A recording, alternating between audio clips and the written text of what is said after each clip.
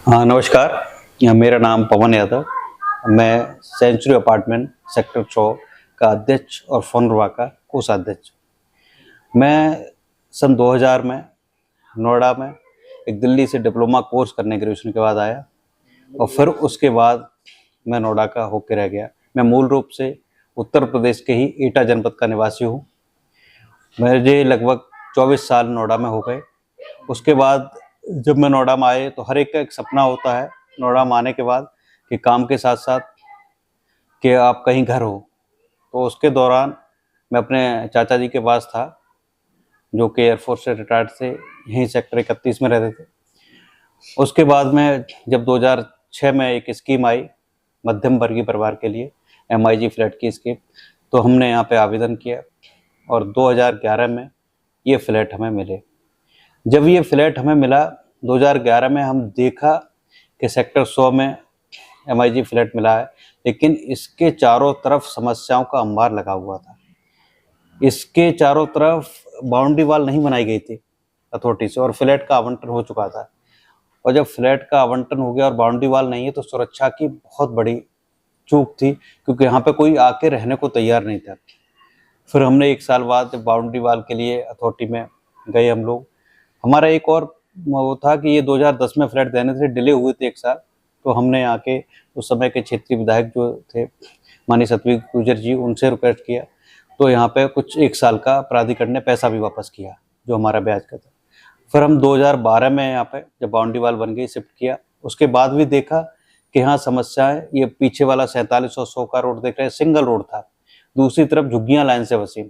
तो हम एक बार एसडीओ थे प्रमांशु यादव जी, उनके यहाँ पर गए तो उन्होंने कहा कि अरे इतनी सारी झुग्गियां, उन्होंने निरीक्षण किया, उन्होंने देखा कि यहाँ का सुबह सुबह तो बड़ा खुशनुमा माहौल हो जाता होगा, आप कैसे यहाँ पर रह लेते हो। तो हम लोगों ने कहा क्या करें, मध्यम वर्ग की परिवार की एक बहुत बड़ी दिक्कत है, संघर्ष है, हम जाएं कहाँ, इस तरह से आधे अधूरे मकानों में हम रहने आए। हमारे बच्चों के लिए खेलने के लिए घर से बाहर कोई जगह नहीं थी, केवल पूरी सोसाइटी में 2 पेड़ थे जो पहले के होंगे यहाँ, और कोई खेल मैदान नहीं, कोई पेड़ नहीं। सुरक्षा की बहुत बड़ी क्योंकि 47 से निकलते ही, 49 से निकलते ही ऐसा लगता था 100 एक बियावान जंगल में। और उसमें आए दिन यहाँ पर बाहर लूट की घटनाएं, कोई यहाँ से यातायात का कोई साधन नहीं, कैसे जाएं बाजार तक, कैसे पहुंचे। और महिलाओं की और ज़्यादा है कि दिन में घर में महिला को छोड़ के जाओ तो पता नहीं थी कब कौन यहाँ पे घुस जाए। तो हम लोगों ने सबसे पहले निवासियों ने मिलके यहाँ देखा, जब बाउंड्री वाल हो गई तो उसके ऊपर अथॉरिटी के पास फिर हम लोग गए, तो यहाँ रिक्वेस्ट किया तो उन्होंने उसके ऊपर तार फेंसिंग वगैरह की। फिर हमने गेट में, यहाँ पर खुले आवारा जो जानवर थे वो घूम रहे थे, तो आवारा जब जानवर घूमते हैं, गाय भैंस और वो जो सांड होते हैं, वो तो सुरक्षा की बड़ी दिक्कत थी कि कभी कोई भी मार दे।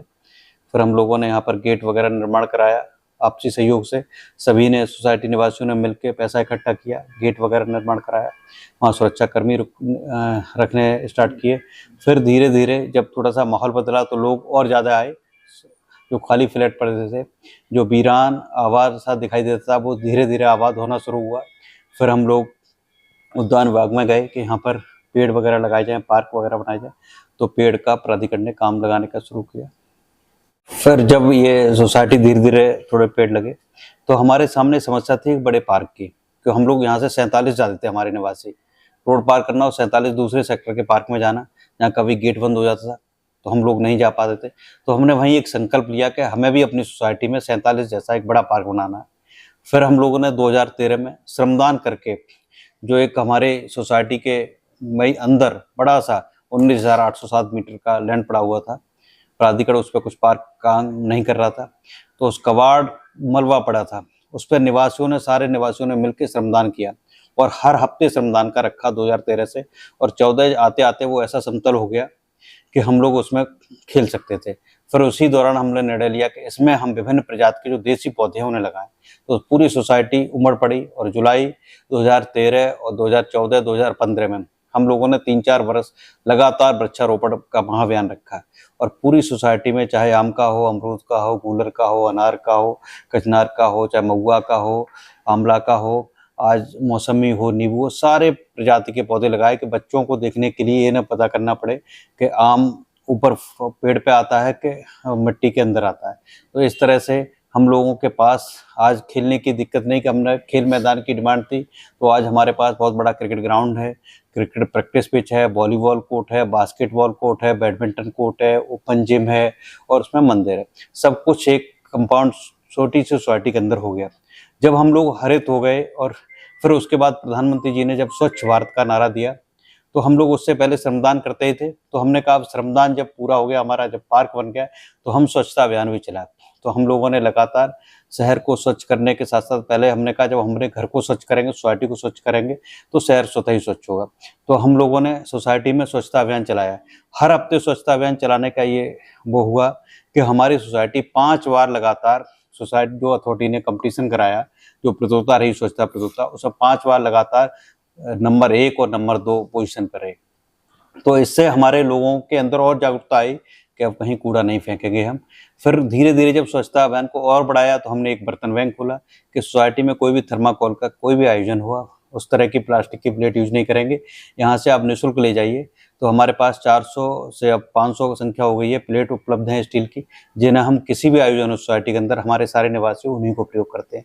फिर हमने थैला बैंक खोला कि भाई आप प्लास्टिक ना यूज़ करें। हम लोगों ने लगातार अभियान चलाया उनके लिए, और आज हमारी सोसाइटी नोएडा की एक विशेष सोसाइटी इसलिए कि बहुत ज़्यादा हरित है।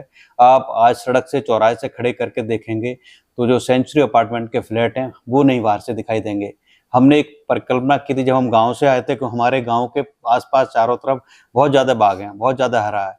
हमारे बाबा ने भी गाँव के चारों तरफ बाग बनाए थे। तो हमारी एक ये संकल्प था कि हम जहाँ भी रहें, वहाँ इतने सारे पेड़-पौधे हों कि लोगों को और जगह से यहाँ का तापमान थोड़ा कम रहे, क्योंकि भीषण गर्मी पड़ रही है। अब आप देख रहे हैं, अब लोग निकले हैं कि पेड़ लगाओ, बहुत सारे देख रहे हैं आप मैसेज। लेकिन हमने कहा आपने 10 साल पहले, 15 साल पहले सोच लिया होता, तो आज ये पेड़ कितने बड़े होते। पेड़ सिर्फ लगाओ मत, आप उनको बचाओ। अभी वृक्षारोपण करने की कोई ज़रूरत नहीं है। जून-जुलाई ऐसा माह होता है, आप जुलाई में जब 1-2 बारिश हो जाए, गड्ढा खोद के रखिए, उसके बाद पेड़ लगाइए। और उसकी समय-समय पे देखभाल आप 4-5 साल तक अपने जिस तरह बच्चे को खड़ा करने के लिए उँगली पकड़ाते हैं, देखभाल करते हैं, उसी तरह से देखभाल करिए। तो निश्चित आपके चारों तरफ पेड़-पौधे होंगे, और जब पेड़-पौधे होंगे तो तापमान शहर का स्वच्छ होगा, देश का स्वच्छ होगा। तो इस तरह धीरे-धीरे जब हमारी सोसाइटी में ये स्वच्छ वातावरण हो गया, उसके बाद हमने यहाँ पर जब लोग रहना शुरू किया, तो पार्किंग की बहुत दिक्कतें आई। तो हम लोगों ने क्या किया, सोसाइटी ने मिलके सबने एक डिसाइड किया कि इतनी जगह है, हम इसमें पार्किंग बनाएँ। तो सभी की एक लाइन डाल दी पार्किंग, और आप देखेंगे ऐसी सोसाइटी है जहाँ पर कोई अतिक्रमण नहीं है। सबसे अच्छा है कि हम लोग सोसाइटी प्राधिकरण स्तर पे जाने ही नहीं देते मामले को। अंदर ही रखते हैं कि भाई जो जगह अलॉट की है आप उसी में अपना रेनोवेशन कराएँ, बाहर कोई अतिक्रमण ना हो। तो आज आप देख सकते हैं कि नोएडा के, और उसके बाद अब ज़रूरत थी हमें कि हमारे बुजुर्ग मेडिकल के लिए यहाँ से दूर कोई व्यवस्था नहीं थी। तो यहाँ पर एक फ्लेक्स हॉस्पिटल के साथ मिलके हमने यहाँ पर एक मेडिकल रूम बनाया, जहाँ 2-3 घंटे उनके चिकित्सक आते हैं, बैठते हैं, तो आपकी ओपीडी हो जाती है। उसके बाद अगर ले जाना भी हो तो यहाँ एक, उसके बाद हमने यहाँ पर के बच्चे, आखिर 2 कमरे का घर है और फैमिली है, अगर बच्चा तैयारी करना चाहे, पढ़ना चाहे, तो उसके लिए जगह कहाँ है। तो हमने एक, हमारा पुस्तकालय एक मिशन है, और ग्राम पाठशाला टीम से जुड़ के हम देश भर में जो हमारे 6,72,369 गाँव हैं, उनमें हम लोग सोच रहे हैं कि गाँव-गाँव जाएँ और गाँव-गाँव लाइब्रेरी बने। जो हम लोग कोविड से काम कर रहे थे, उसी में हमने कहा कि पहले अपने गाँव और सोसाइटी बनवाएँ। तो हमने अपने गाँव में बनवाई थी। गाँव के साथ-साथ हमने अपनी सोसाइटी में भी एक लाइब्रेरी बनवाई, ऑफ़िस को लाइब्रेरी का रूप दे दिया। हमने कभी कोई यहाँ बैठे आके, तो कुछ न कुछ तो मन करता ही है, किसी एज में व्यक्ति हो, पढ़ने का मन हमेशा करता है। तो यहाँ बच्चे भी, अब काफ़ी बच्चे हैं, ग्रुप में आते हैं, अभी गर्मियों की छुट्टियाँ रहीं, तो दिन भर ये ऑफ़िस भरा रहता है, तो बच्चे पढ़ते थे। तो एक संदेश भी जाता है कि बच्चे एक-दूसरे से मिल लेते हैं। तो एक छोटी सी सोसाइटी को आज आप नोएडा में कहीं भी चले जाइए, इतनी आपको स्वच्छ, इतनी हरित और इतनी सारी सुविधाएं, यहाँ आप बास्केटबॉल भी खेल सकता है, बैडमिंटन भी खेल सकता है, क्रिकेट भी खेल सकता है, वॉलीबॉल भी खेल सकता है, और पढ़ाई के लिए चाहिए तो लाइब्रेरी भी आ सकता है। इन सारी विधाओं से भरपूर, और आप देखेंगे छोटी सोसाइटी के गेट पे ही हम लोगों ने मदर डेयरी बनवा ली है, जिससे कोई भी ज़रूरत के सामान हो तो वहाँ आपको मिल सके। तो आज हम कह सकते हैं इसमें पूरे सोसाइटी को सीसीटीवी से, आप कहीं भी जाएँगे तो आप कम से कम 3 कैमरों की नज़र में रहेंगे।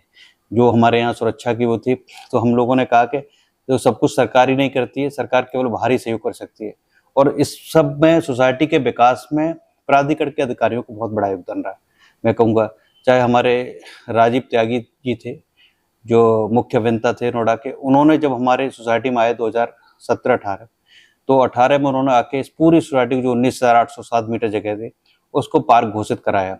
नहीं तो हम लोग लड़ रहे थे, खुद ही डेवलपमेंट कर रहे थे, इतना डेवलपमेंट नहीं हो पाता। उन्होंने पार्क घोषित करवाया। चाहे इलेक्ट्रिकल विभाग है, इलेक्ट्रिकल ने शानदार फाउंटेन लगवाया उसमें, और पूरे हमेशा इलेक्ट्रिकल विभाग तैयार रहता है। इसी तरह जल विभाग है। आज 2011 से हमें 15 साल हो गए, कभी आज तक मोटर किसी निवासी को नहीं लगाना पड़ा, और कभी सप्लाई का फेलियर नहीं रहा यहाँ पर। और हमारे यूपीसीएल विभाग भी है, बहुत अच्छा काम कर रहे हैं वहाँ के लड़के। तो हमें क्या काम लेना आना चाहिए, हमें अनुरोध को सकारात्मक रखना चाहिए। कुछ चीज़ें हो सकती है, सब कुछ उनके बस में भी नहीं है प्राधिकरण के, लेकिन हमारे चाहे सफाई का मामला था, एस सी मिश्रा जी थे, विजय रावल जी थे, हमेशा सहयोग किया। तो आप जब एक कदम बढ़ाते हैं तो प्राधिकरण सहयोग करता है। और अब हमारा थोड़ा सा एक पेंडिंग मामला है बरातगर कम्युनिटी सेंटर का, वो भी आश्वासन दिया कि जल्दी बनेगा। तो हम चाहते हैं कि हम ये जिम्मेदारी को, अपनी जिम्मेदारी को 100% करें। हमारे निवासियों ने हमारा भरपूर साथ दिया कि आपके साथ कंधे से कंधा। आज तक हमारे निवासी में एक के अलावा दूसरा कहीं भी कोई नहीं जाता। वो जो कहते हैं जो एक मत होता है सभी उसी को सलाम करते हैं और करते हैं। और उनका सेवा भाव ऐसा है कि आज तक हमारे यहाँ, मैं 14 साल से लगातार यहाँ पर अध्यक्ष हूँ, तो ये देखते हैं लोग बदल बदल के, हम लोग हर चुनाव के लिए लड़ाई होती रही। अभी देखेंगे आप, हमारा निर्भर टीम चुनी गई, तो मैं भी चाहता हूँ कोई और आए, कोई ये नहीं कि मैं ही सब कुछ कर सकता हूँ। तो हमारे यहाँ जब ये भावना आ जाएगी कि हम सब लोग मिलकर करें तो सोसाइटी एक बेहतर बन सकती है। और हम सब लोगों की जिम्मेदारी है, एक भागीदारी करें। हमने इंदौर में जाके देखा कि सफाई कैसे रखते हैं, तो हम सब लोग चाहते हैं कि नोएडा को नंबर 1 बनाने के लिए हम अपने अपने सेक्टर को, अपनी अपनी सोसाइटी को नंबर 1 बनाएं। तो आपको सेक्टर के अंदर जब आप काम कर रहे होते हैं तो बहुत से ऐसे काम होते हैं जो आपके स्तर के नहीं होते हैं, जहाँ प्रशासन, जहाँ जनप्रतिनिधियों का सहारा लेने की बहुत ज़रूरत पड़ती है। तो जब हम फोनरबा में गए 2017 में, तो हमारे एक भाई और मित्र के रूप में युगंत शर्मा वहाँ थे, वो भी नए चुन के आए और मैं उनकी टीम में 2017 में गया, तो वहाँ चुना गया। तो जब भी कभी ज़रूरत पड़ी हमें, चाहे पुलिस से, चाहे प्रशासन से, चाहे प्राधिकरण, तो युगंत शर्मा और हमारी फोनरबा टीम ने, पूरी टीम ने कंधे से कंधे मिलाकर सोसाइटी की मदद की। तभी हम इतना कुछ कर पाए, हम अकेले कुछ नहीं कर सकते थे। और हमें जनप्रतिनिधि की, चाहे हमारे माननीय विधायक पंकज सिंह जी हैं, जब भी हमें ज़रूरत पड़ी और हम उनके पास किसी काम के लिए गए, तो उनका हमेशा ही सकारात्मक रुख रहा। और उन्होंने सोसाइटी की बेहतरी के लिए, और उनका इतना अच्छा स्नेह रहा, एक परिवार की तरह पंकज सिंह जी का। मेरे साथ, मैं निजी बताऊँ, एक दुर्घटना हो गई थी, एक्सीडेंट हो गया था, तो लगातार जब हम आगरा एडमिट थे तब लगातार कंटिन्यूस डेली टच में रहे। और फिर आके घर भी आके, मतलब इतनी बड़ी विधानसभा है, उसके बाद भी एक एक व्यक्ति का अपने परिवार की तरह ख्याल रखना, एक ऐसे जनप्रतिनिधि को इतनी व्यस्तताओं के बाद भी, मैं उन्हें हमेशा एक बड़े आदर के भाव देखता हूँ कि इतनी बड़ी व्यस्तताओं के बाद भी एक एक अपने RWA अध्यक्ष का, अपने गांव के, अपने शहर के निवासी का ध्यान रखते हैं।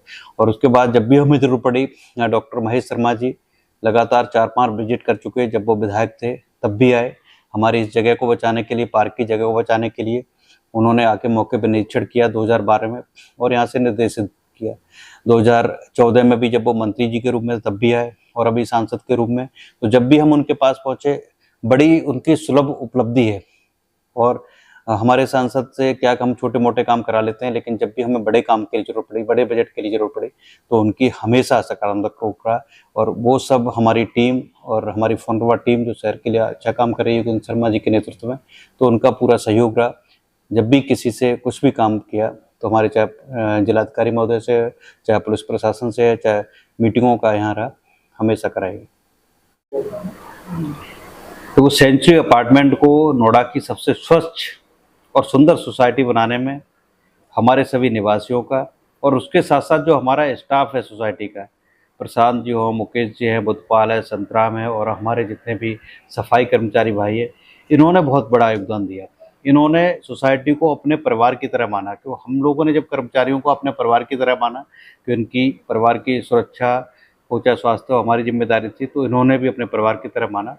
तो हमारे कहीं न कहीं आप देख रहे हैं, जब हमें सफाई अभियान में लगातार हमारी जो यहाँ CO थी ऋतु महेश्वरी जी, उन्होंने मोटिवेट किया, तो हमारे निवासियों पर असर पड़ा ही पड़ा, हमारे स्टाफ पे बहुत असर पड़ा।